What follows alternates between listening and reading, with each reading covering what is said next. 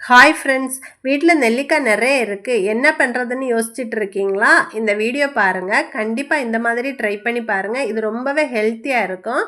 நெல்லிக்காய் சும்மா கொடுத்தா பிள்ளைங்க சாப்பிட மாட்டாங்க. இந்த மாதிரி செஞ்சு கொடுத்தீங்கன்னா அவங்க கண்டிப்பாக விரும்பி சாப்பிடுவாங்க. ஃபஸ்ட்டு இந்த ரெசிபி பண்ணுறதுக்கு நெல்லிக்காயை 4-5 தடவை நல்லா கழுவிட்டு இதை இட்லி பாத்திரத்தில் வச்சு ஒரு 10 நிமிஷம் ஆவியில் வேக வச்சு எடுத்துக்கோங்க.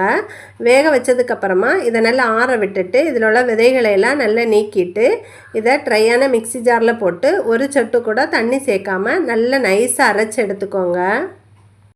அடுத்ததாக நீங்கள் எந்த அளவு நெல்லிக்காய் எடுத்தீங்களோ அதே அளவுக்கு பொடிச்ச வெல்லம் எடுத்துக்கோங்க. கூடவே 1/4 கப்புக்கும் குறைவாக தண்ணி சேர்த்து வெல்லத்தை கரைய விடுங்க. வெல்லம் கரைஞ்சி கொதி வந்தாலே போதும். கொதி வந்ததும் ஸ்டவ் ஆஃப் பண்ணி இதை ஒரு ஓரமாக வச்சுக்கோங்க.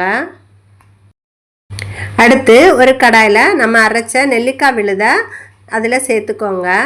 நெய் எதுவுமே சேர்க்க வேண்டிய அவசியம் இல்லை. கூடவே நம்ம கரைச்சி வச்சுருக்கிற வெள்ளை தண்ணியை வடிகட்டி இதில் சேர்த்துக்கலாம்.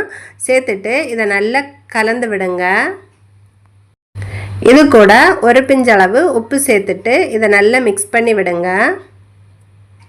நல்லா மிக்ஸ் பண்ணி இந்த அளவுக்கு கொஞ்சம் கெட்டியானது இதில் 1/4 டீஸ்பூன் ஏலக்காய் பவுடர் சேர்த்து இதையும் நல்லா கலந்து விடுங்க.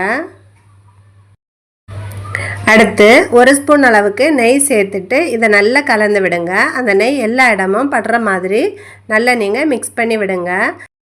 கொஞ்ச நேரத்தில் இது கடாயில் ஒட்டாமல் நல்லா உருண்டு திரண்டு வரும். அது வரைக்கும் நல்லா மிக்ஸ் பண்ணி விடுங்க. இப்போ நமக்கு நெல்லிக்காய் ஸ்வீட் ரெடி ஆகிடுச்சுங்க. கண்டிப்பாக நீங்கள் ட்ரை பண்ணி பாருங்கள்.